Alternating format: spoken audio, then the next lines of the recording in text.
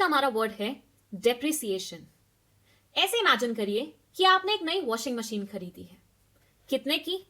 पूरे 50,000 की। इस वॉशिंग मशीन को आप बहुत सालों तक इस्तेमाल करते हैं और उसके बाद सोचते हैं कि क्यों ना इसे बेच दिया जाए। अब यहां एक बात बताइए मुझे आप कि क्या इस वॉशिंग मशीन को आप सेम दाम पे बेच सकते हैं जिस पे आपने इसे खरीदा था?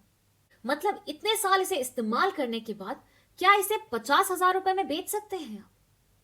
Obviously the answer will be no. क्यों? क्योंकि एक तो आपने इसे यूज कर करके पुराना कर दिया। दूसरा, आजकल तो हर मशीन की टेक्नोलॉजी 1-2 साल में चेंज हो जाती है। तो इतने सालों में पता नहीं कितने नए मॉडल्स आ चुके होंगे, कितने एडवांस मॉडल्स आ चुके होंगे विद न्यू न्यू फीचर्स। तो ऐसे में पुरानी मशीन का 50,000 रुपए आपको कौन ही देगा?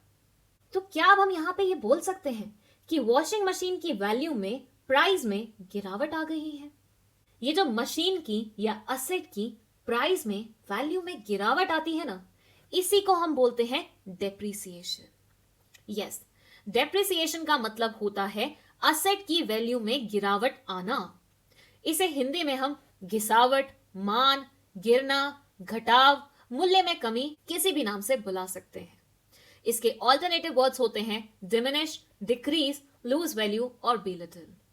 यहां ये बोलते हैं कि जब किसी असेट की वैल्यू में डिक्लाइन आता है, जब किसी असेट की वैल्यू गिर जाती है जस्ट बिकॉज टाइम निकल चुका है उस असेट को लिए हुए, या फिर उससे बेटर ऑप्शंस मार्केट में आ गए हैं, तो ऐसी गिरावट को हम डेप्रिसिएशन का नाम देते हैं। ऐसे ही आसान भाषा में इंग्लिश वर्ड्स का मतलब सीखने के लिए इस चैनल को सब्सक्राइब करें।